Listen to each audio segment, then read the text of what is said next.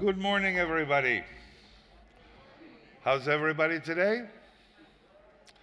I've been asked by today's plenary speaker to do a little activity that she has thought of for us. So I'm going to give you a couple of minutes to do the following.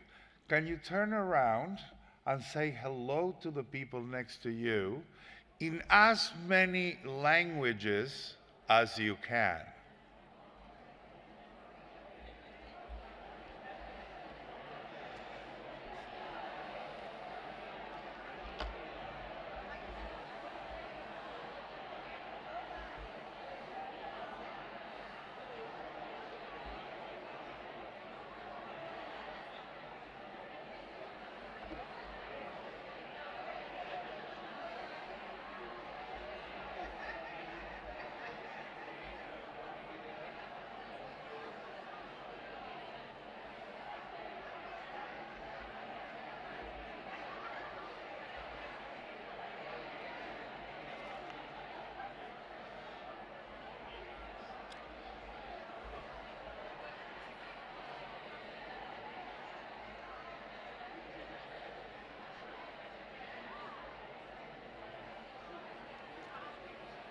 Thank you, everybody.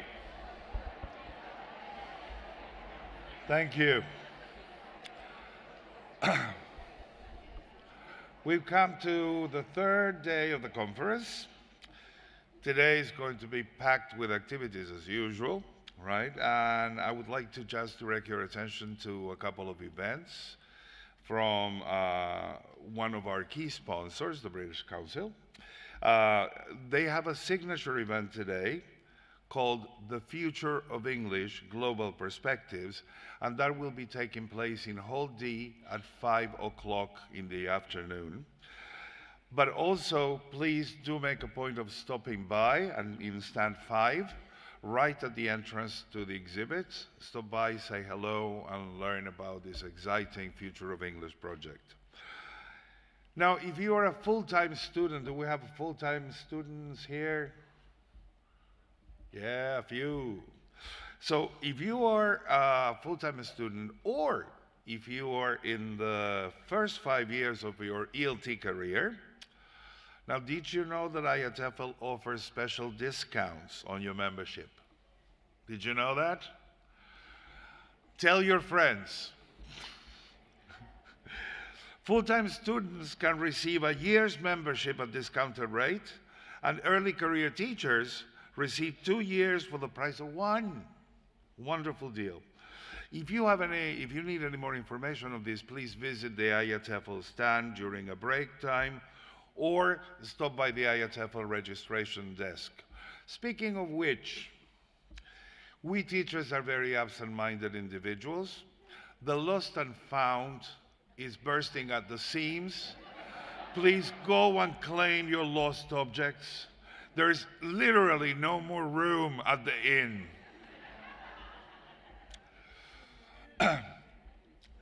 And now it gives me great pleasure to introduce our next plenary speaker. You know, we always talk to the person we're going to introduce and say, what would you like us to say about you? So Lesley told me not to say a lot of things. I'm not going to tell you that she's perhaps one of the most talented teacher trainers and educators I've ever met. I'm not going to tell you that she's the mother of 2 wonderful children. I'm not going to tell you that she's a colleague who is respected, loved, and revered in New York. I'm not going to tell you that she is one of the most special people in my life. We write together, we taught together, and we went through a lot of dark waters together. And when her name came up and she was selected to give a plenary, I said, I need to introduce, because Bethany has her Divya, I have my Lesley. Sorry, Bethany, I had to borrow it, right? And what more fitting title than Sharing Words and Worlds, ESOL teachers as allies, advocates, and activists. And if you will indulge me, give me 2 minutes for a little bit of biographical thing. In 2011, I was blessed with being hired at the new school in New York City to be the director of the Masters in ESOL program. I landed that job after a very excruciating interview where the people who were going to be working with me were the main decision makers. And I thought, that's such a cool thing. So they took me to lunch. And one of these people was Lesley, who in her very sweet and smiley face asked the most probing and tough questions. I immediately felt that we connected. And when I started working at the new school, I was amazed to see how this lady slowly but steadily and very easily started telling people, you know, we need to do a little bit of outreach.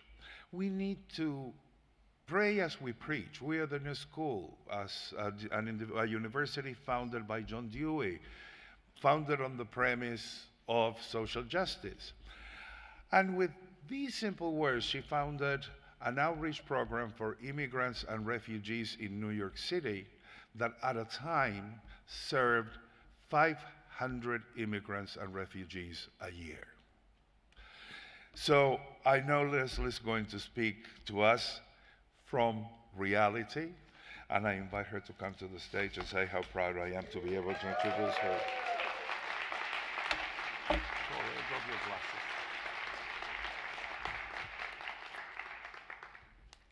My most probing question was, how much do you raise? Because he did turn out to be my boss. So it's my distinct pleasure to be here today. Being here as a plenary speaker in this Thursday morning is a great honor. I'm so happy to meet so many new friends, which is what I now count all of you. And I think Gabo knows that every time I meet people, I say, you're just my friend now. And I've got 2 more friends.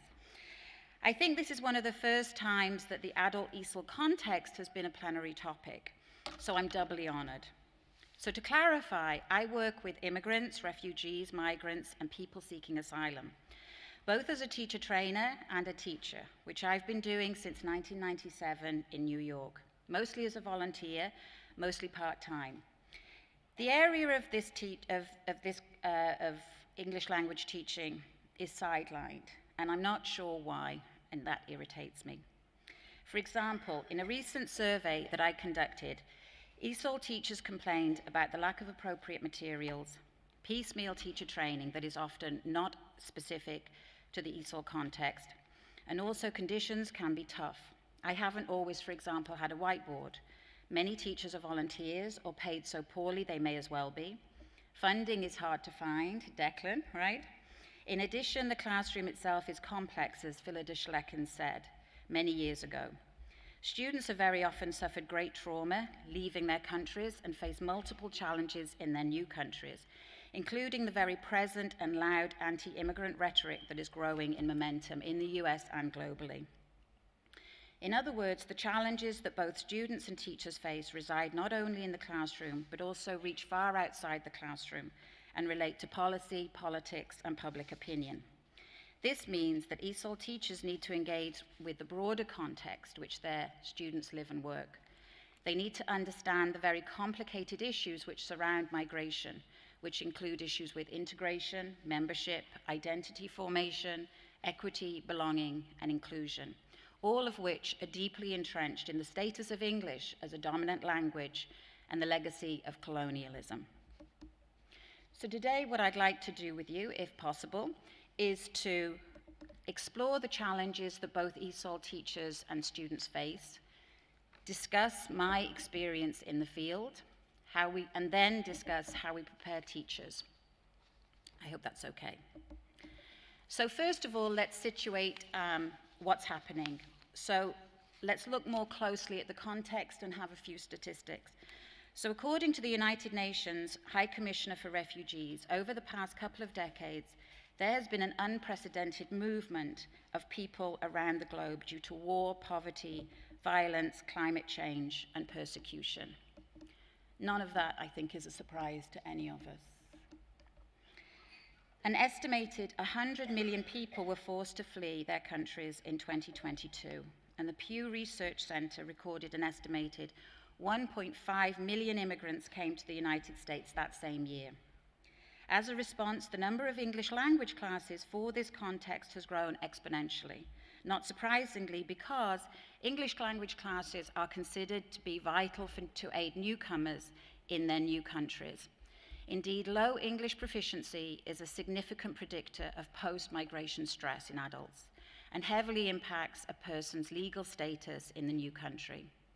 In addition, newcomers themselves see learning English as vital for establishing themselves in the United States, navigating their new homes, finding employment, and ultimately, and this is probably the most important thing, establishing a voice, being accepted and participating. Now, I know I keep mentioning the United States, but really what I'm speaking about pertains to, I would say, all of the country. So let's just have an idea then about immigration itself and the process of it, what actually happens to people. So if you just read that for a few moments.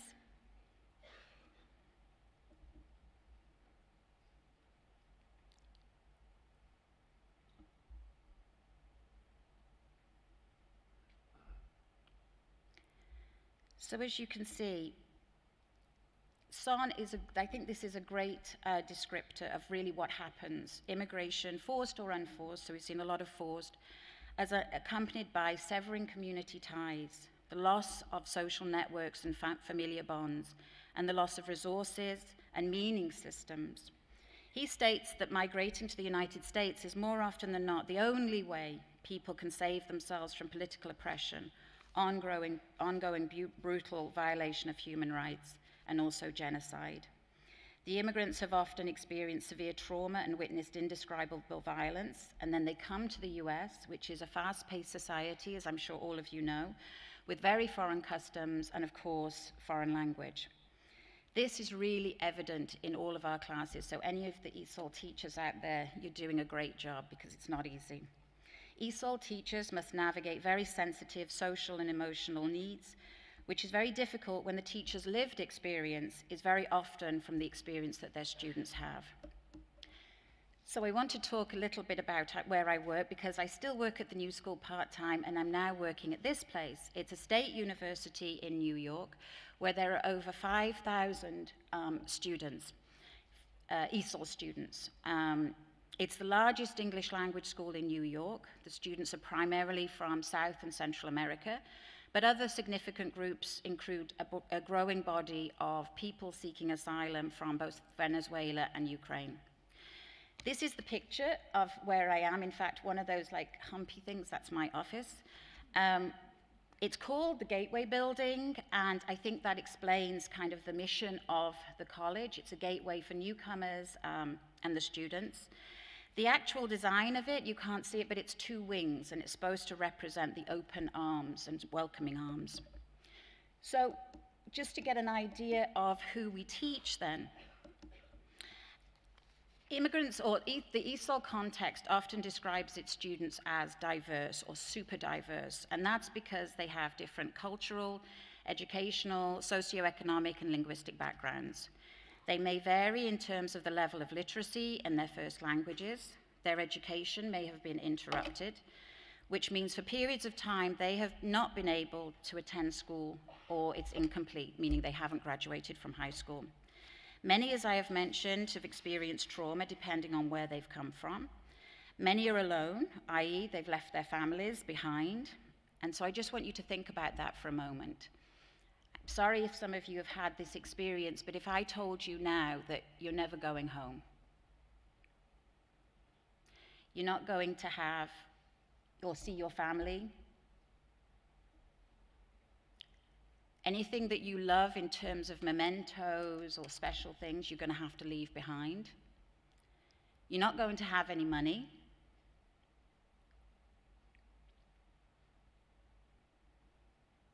And you can't speak the language in the new place that you go to. I think this is really important to think about. So as you see, if you say that the linguistic needs of these students are very often quite low, right? That's usually not our biggest priority, because then there's this.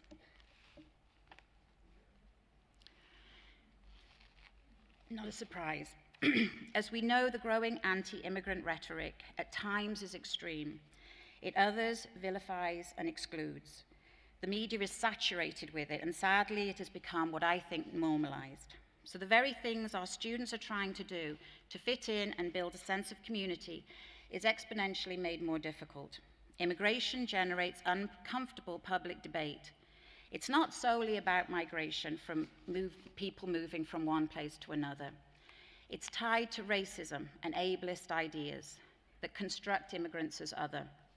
It's about exclusion and about territory and about fear. It's not about integration, belonging, or equity, but rather about assimilation. It doesn't embrace difference, it rejects it. Because immigrants may not be able to speak English, they are considered less and not able. In other words, people have a deficit mindset towards them. But this isn't new. I'd just like you to read that, please.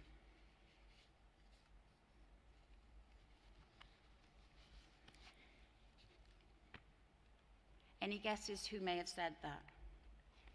Shout out, make me feel happy. I'm on my own here. Any ideas? Way too. Well, yeah, the words are too long. Okay. Somebody said Truman, so you just have, so look at that. 1919, President Theodore Roosevelt said this. Now, the startling thing is that it could have been said this year, right? This is what cites language as a problem. The most important thing to do is to learn one language, which is why we did the activity earlier. I want to celebrate all languages. And that one language means national unity, security, and identity. Being Americanized is equated with learning English. Olson said that the actual act of learning English is seen to be a loyal and patriotic thing to do. So this ideology of the melting pot, which actually came before Roosevelt, it was before, way before him, but the idea is it's anti-multicultural, right? It wasn't about the fact that we all as different cultures got together. It was actually that we all got together and melted as one thing in one pot, right? Luckily, we're too smart to realize that's important. It's been going on for a long time. If you look at this cartoon, Riff Raff Immigrant, and then you can see it says danger to American ideas and institutions. So that this idea is that, you know, when we have people and we welcome them into our country, even though they are running from war, we need to other them. They're less than us. So what's developed is the trope of them and us. The seemingly straightforward task of being students, of being in a classroom with a goal to acquire a new language is weighted down with a social and political complexity that goes far beyond simply the matter of acquiring a second language. Learning English is at the center of a national debate over what it means to be a diverse society and to incorporate immigrants from around the world. ESOL teachers are in a very difficult position, I think, because I've said here, I mean, the eye of the storm. I think we are. I think going into a class is actually quite complicated. And one of the things that Divya mentioned yesterday was the idea of the pedagogy of oppression, right? Well, this is right here, right? Our classrooms, I think, are very political, and I think teaching English has become a very politicized act. So the pedagogy with an ESOL classroom does not mean simply focusing on linguistic objectives. So that's by Steyer and Fenner. She works with me also in New York. So the question then is, how do we prepare our teachers for the ESOL classroom? And I think we have to do this, the thing that I've made the title, and this is what's happened to me, I think, over my career. I think teachers need to engage in the larger social, institutional, political context, whether we want to or not, which, as mentioned previously, involves public opinion, policies, politics, and the most important thing I want to talk about today, power. So I think what happens to us is we become allies in the classroom. We compensate for the noise outside the classroom, especially we know what the students are seeing. We've just seen the anti-immigrant rhetoric. I think we advocate.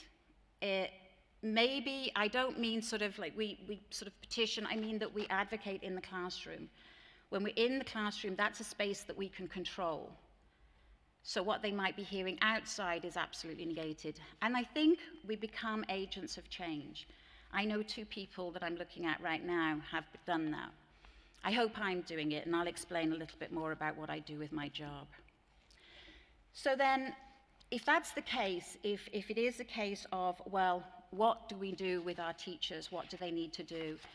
Then this actual plenary came from a course that I still run and still informs my teaching that was in the MAT, so called Sharing Words and Worlds. And what I looked at was what I thought, if these are the problems that ESOL teachers face, what do we do?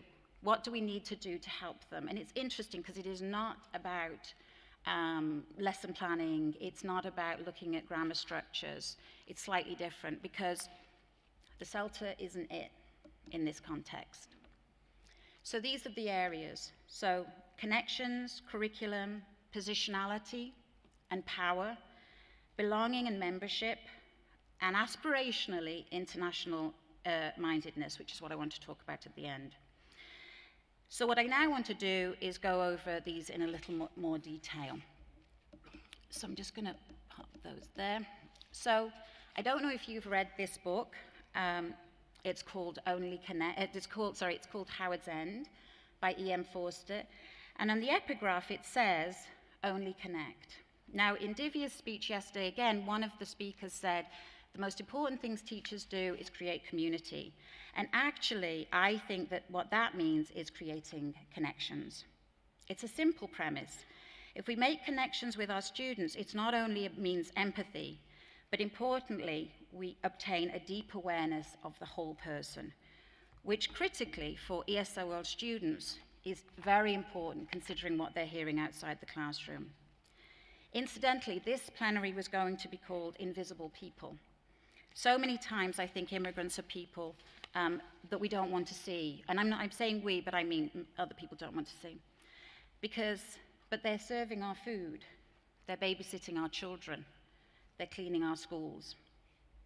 So this is a great book, and in it the premise is only connect, meaning develop human relations. They're the most important things that we do. Spend time with people, listen to them, listen to their stories. So we created something called Sharing Words. It's sessions in the teacher training program in which my trainee teachers developed questions that they would then go into a classroom and ask immigrants and sort of listen to their narrative. Now this actually came from the first time that I taught in New York. It was in 1997, so it's not very long ago. And it was late one evening and a man called Juan came in and we were doing entrance tests. And it was interesting because he seemed so friendly, he was so happy. We sat down, we started talking, and he said, well, I'm from Mexico. And I asked him, oh, why did you come? And he said, well, I was forced to come because I was getting involved in gang violence, and I don't want to be involved in gang violence. There was no other options. I couldn't get a job. So I said, oh, how did you get here? Stupidly thinking, I wonder if his flight price was the same as mine. No. He'd paid somebody to get him to the border. He had then walked 5 days across the border, got a train to Philadelphia, and then ended up in New York with me. But that's not the interesting thing, even though that's incredible. I was shocked. I'd lived in Asia and Europe prior to that. I'd only ever taught sort of for the International House and British Council, so I'd never even heard this kind of story before. I couldn't imagine anybody taking such a treacherous journey. And he actually said to me that he was one of the lucky ones, and luckily at the time I didn't ask him what that meant. Even though he spoke very little English, he asked me about my accent. Sorry, I've got to just have a drink. He obviously guessed that I had an English accent, and I told him, I said, oh, well, you know, I teach, I travel, I've been to different countries. And he stopped, and he looked at me, and he said, you wanted to come here? And I said, yeah, it's great. Isn't New York great? And he said, why would you leave a good country? Why would you leave your family? And I realized at that moment that he was as shocked by my story as I was by his. And at that moment, I realized what privilege was. And thankfully, I've never forgotten what privilege is, which is now why I get my MAT ESOL and certificate students to constantly ask their students their stories and to situate themselves. So one of the things I said, we see people as individuals, we don't see students, but we situate ourselves. We understand, okay, this is where I am and that's where you are, and I can see the differences. So that empathy is slightly different. I also learned how important storytelling is. I think I just saw the person, but storytelling is incredibly important. Jill Pettigrew said this: telling stories of their homeland, so asking immigrants to talk about their homeland, culture, family, and friends, helps bring these parts of themselves present. While some people may be trying to forget their past, especially if it involves traumatic experiences, telling stories of the things they love about their homeland can help them remember the good memories and then separate them from the challenging memories. Our stories, our narratives, are our identities. We can choose which stories we tell, and we can choose which ones we don't want to tell. But as teachers, we must always listen, right? Brings parts of ourselves present. That's one of my favorite things I'll always remember. So once we've built up this idea of connection, then what does it mean to then think about curriculum? And this is really important. And Evan mentioned curriculum on Tuesday, which was really interesting to me. I think we all know, and I can see Declan Flanagan and Juana Simpson, that a curriculum in the ESOL classroom is really quite interesting because it's extremely flexible. It bends and it twists with what's in the classroom. You might say, right, I've got this course book, even though we try not to use too many course books, but that might not fit the needs of the students. So we have to be both relevant and responsive. We have to think about what the students need at any given time. I think being relevant and responsive actually is quite simple to understand. We situate what the students needs based on where they are. So for example, last summer, I had the absolute pleasure of teaching a group of, I don't know, like 25 people, the menu of Dunkin' Donuts, because they had decided that Dunkin' Donuts was the only place that would hire them with the lack of knowledge that you need. And go to Dunkin' Donuts just for a minute and realize that you need very little English to be able to work there. But also you have to think about what's happening within the society. Think about the Ukraine war. I have Ukrainian students in my classroom. So being responsive to the mood, if that's a word we can use. And then the key that I think is then this idea of being reflective. So reflective to me is a critical awareness of the materials that we are using, the language that we use in class, how we show ourselves in class, what we do in class, so that we are constantly thinking about our positionality. I don't want to say privilege too much, but constantly realizing that our position is probably very different from our students, and ultimately disrupting tropes, not perpetuating them, which, as we know, a lot of the course books, and I actually wrote a course book, but you know, we have to be careful, I think. So the language we use, the materials we use, the visuals we use, I know this means a lot to most of us, and the expectations we have. And when I was doing this was interesting because this is Lee and Lund. They did a piece of research. I was thinking about, you know, these new teachers, how they walk into class, how do they know all of this? And they had said, if you can read it, during interviews prior to a pre-service teacher training course conducted in Canada with immigrant communities, London Lee found that the trainees expressed belief orientations towards language as problem, with statements that indicated a belief that immigrants' limited English proficiency made them less Canadian.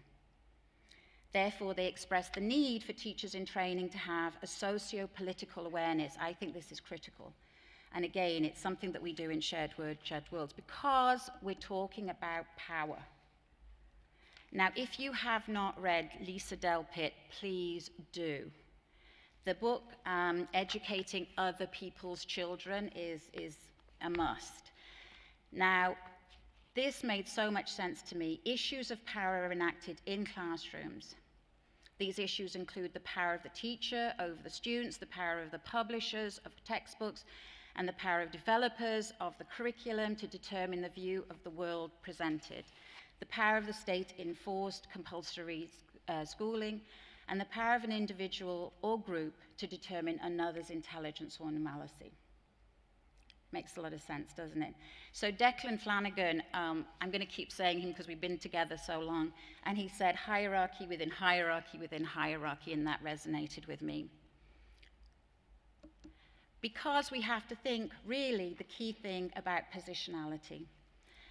This, again, is something we actually give the teachers in training to talk about. We do not really see through our eyes or hear through our ears, but through our beliefs. To put our beliefs on hold is to cease to exist as ourselves for a moment, and that's not easy.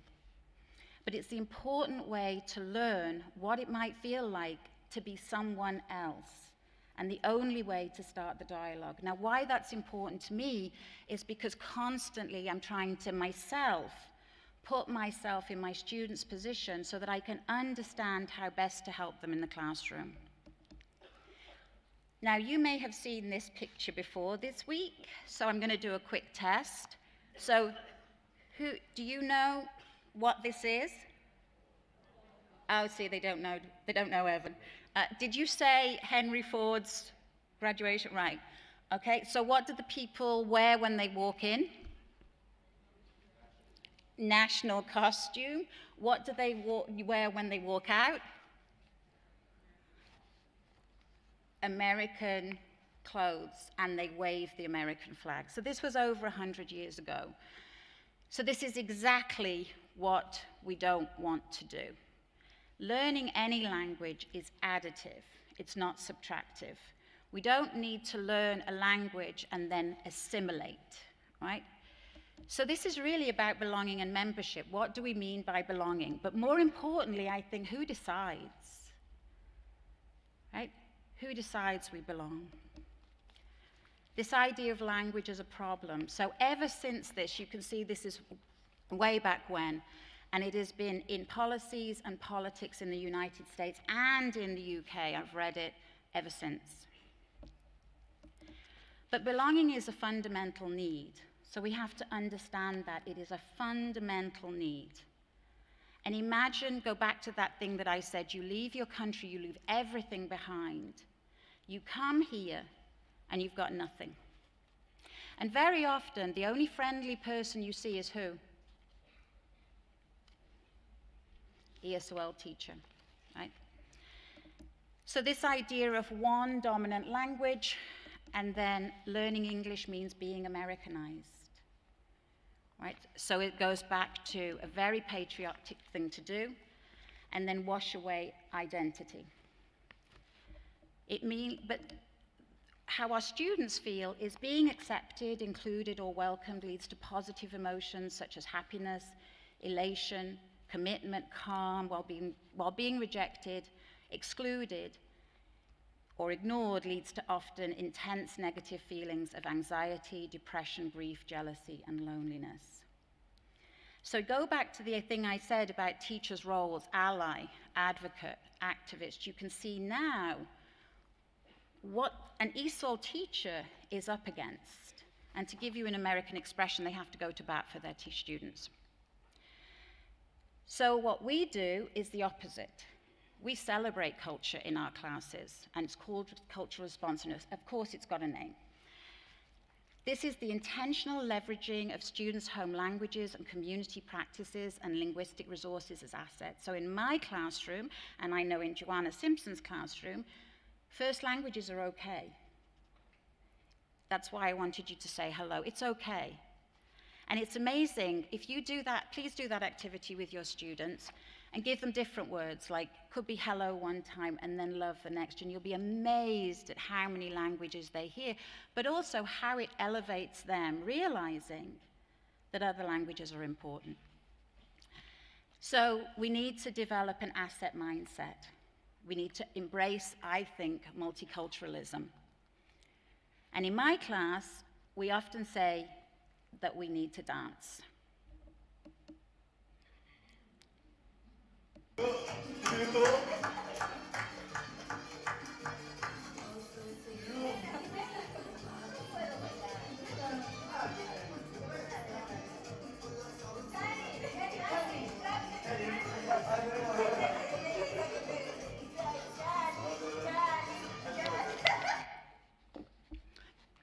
Just as I stopped it, yes, please give him a clap. Okay, so guess what my next activity is with you? No, just joking. Just joking.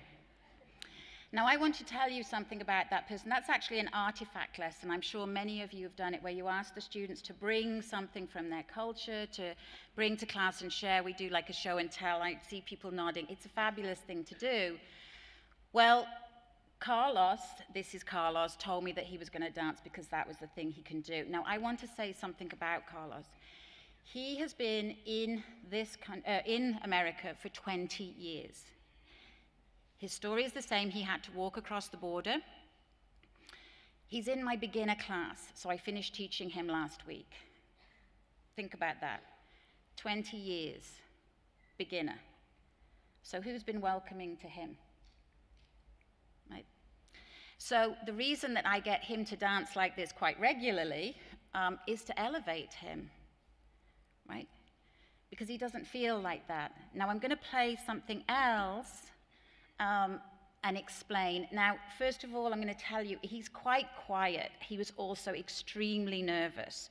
But I really, really wanted to show him to be here with me because I think it's great that he walked across the border and now he's in front of a screen of you in England, which I told him about. So I have to take a picture as well. So let's see if you can listen. As you listen, could you listen for, I'm a teacher, as all of you are, listen for what he says about why he decided to learn English, and then he mentions belonging. Hello, hi, my name is Carlos. I am from in United States, 40 year live. So now the student which is the community college. So a little speak English, one more speak in Spanish. Now it's for me happy. And they depend the teacher depend this long student. My problem. Um, 2 year last 4 year I not speak English. Um, frustrado. I was frustrated. Frustrated. So de nuevo trabajos. The new job. Yeah. Difficult. Very difficult. The new job was very difficult. More difficult. The person, no family. Oh, okay. It was something personal, no family. More. But that happened in your job? In your job? You have a problem in your job? The problem in English. Okay. What you know.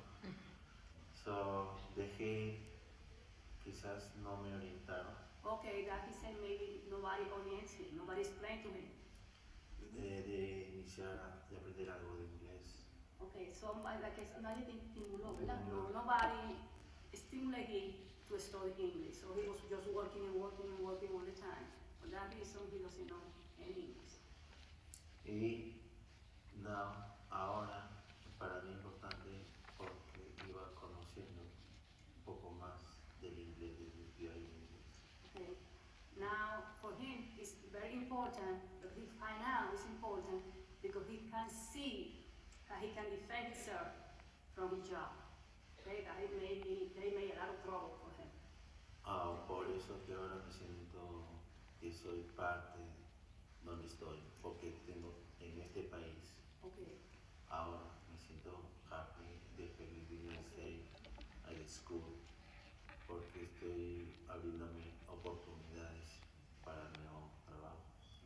He said that before, like 2 years ago, he doesn't know any English because he don't have the opportunity, nobody orients him. But now, 2 years later, he know a little English, and he think that is very important, and he think that is belong to this country because he's working here hard.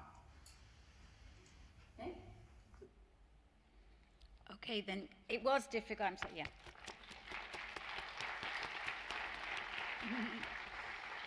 Thank you for clapping, I'll tell him. So you can see, just as a side note, how long do you think it takes for children to learn English when they go to New York as immigrants? 3 to 7. He's been here 20 years. Can you imagine? So what did he say? Does anybody hear what he said about why he learned English?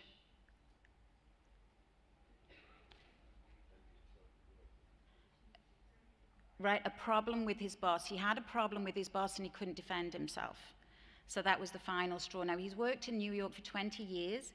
He has been a food server for that length of time in about 3 different restaurants. His family are back home, so he doesn't see them. He's from Peru. And he's struggling to learn English. It's not the easiest thing. And one of the people in our showcase day, I said, you know, sometimes it's really difficult to estimate how difficult learning English really is, right? How difficult it really is. What about belonging? What did he say about that? Because he's worked hard. He said, well, I've worked hard here. Now, this is something that I hear all the time. So remember this idea of, so who belongs? Who gets to decide? Well, what if you've worked in a country for 20 years, worked hard? Don't you think then you belong? I think he's right. I think he's right. Now, I mentioned activism. So the other person is somebody called Fabiola. She's helping translate for him. So she's been my teacher's assistant for the last 6 months, and she's going to continue doing, because her dream is to become an English language teacher. And this is where I'm working now to try and raise funds to stop having teachers like me, right, and have teachers like her. So that's the kind of activism I'm doing. She's in our class, and she helps translate quite a bit, and that's really helped him. He feels much more comfortable. So, international mindedness. This is ending really on a good note, because I don't know if you know, but in the International Baccalaureate, they've been doing this for a long time, teaching children to be internationally minded. And what that means is finding connections, not differences. Differences are not deficiencies. They understand that. And it's a view of the world in which people see themselves connected to the global community and assume a sense of responsibility towards its members. Wouldn't that be wonderful?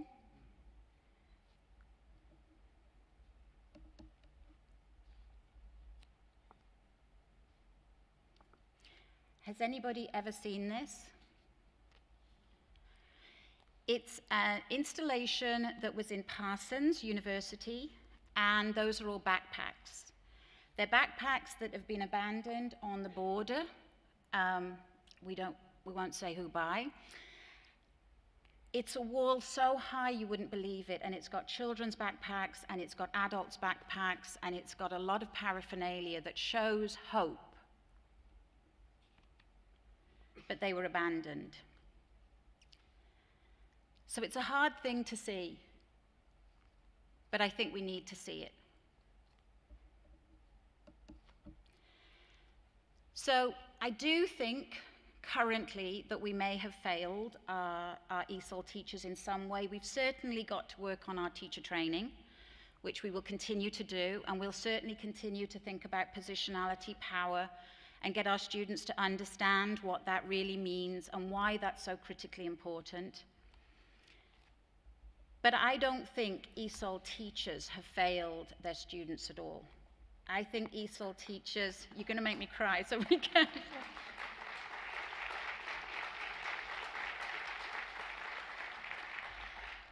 I shouldn't call anybody out, but I see two, Declan Flanagan and Joanna Simpson there. I know they're ESOL teachers, and I applaud and recognize anybody else in this audience and beyond, because I know personally how difficult it is. I've been there when my students have cried because something's happened at home. I've listened to stories of bombing in Ukraine until I'm sick.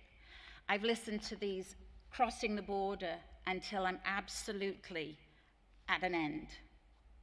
International mindedness. So I think we celebrate, we don't negate. We protect rather than reject.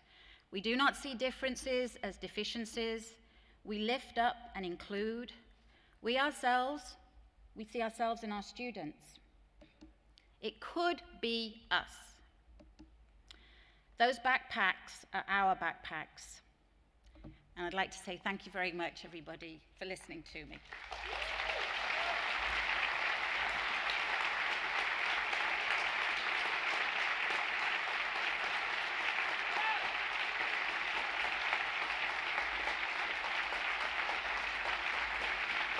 Thank you.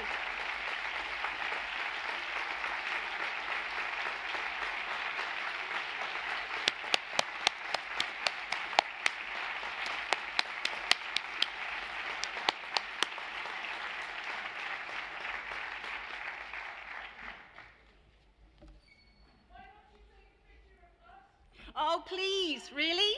Oh, thank you. I'll take a picture of you with the audience behind. Can I, do you mind? I got to go all the way back. Hang on.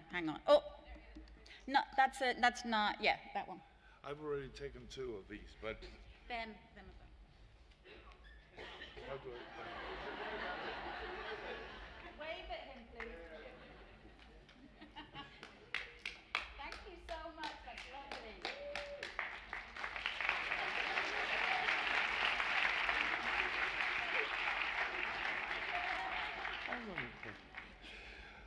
Thank you very much, everybody. Don't forget that Lesley's Q&A session happens today at 4:15 p.m. in Queen Suite 8. So if you want to listen to more of these stories and more of these inspiring ideas, please join us. Lesley and I will be there. Thank you very much. You've got to be with me. Yes.